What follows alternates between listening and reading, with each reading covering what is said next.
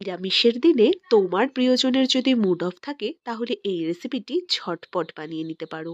প্রথমেই ফ্রাই প্যানে সাদা তেল গরম করে তাতে এরকম বড় বড় সাইজের ডুমো করা ফুলকপি, আলু, কিছুটা মটরশুঁটি, সামান্য নুন, সামান্য হলুদ গুঁড়ো দিয়ে খুব ভালো করে একটু লালচে লালচে 70% মতন ভেজে নেব।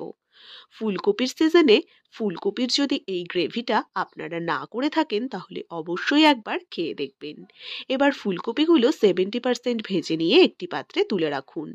এবার একটি মিক্সিতে কিছু কাঁচা লঙ্কা, আদা, পোস্ত, টমেটো, কাজু বাদাম সামান্য জল দিয়ে খুব ভালো করে একটি স্মুথ পেস্ট তৈরি করে এবার সর্ষের তেল গরম করে তাতে গোটা গরম মশলা ফোড়ন দিয়ে এবার বেটে রাখা সম্পূর্ণ পেস্টটা এতে দিয়ে 5 মিনিট মতন হাই ফ্লেমে খুব ভালো করে কষিয়ে নাও।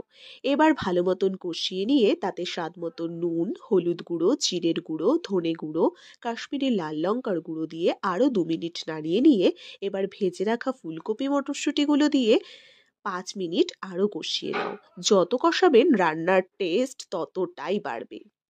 এবার স্লাইস করা কিছু টমেটো, কাঁচা লঙ্কা দিয়ে এবার ওপর দিয়ে দিয়ে দেব 2 চামচ আমি নিয়েছি টক দই আর সাথে সামান্য চিনি একসাথে খুব ভালো করে ফেটিয়ে এরকম ক্রিম বেস করে ওপর দিয়ে দিয়ে দেব।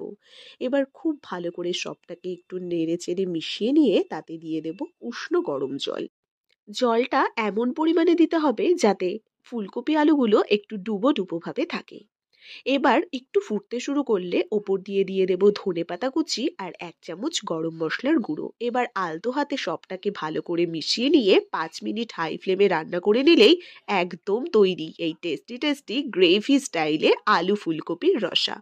বন্ধুরা, তোমাদের রেসিপিটি কেমন লাগলো অবশ্যই বাড়িতে তৈরি করে জানিও কিন্তু।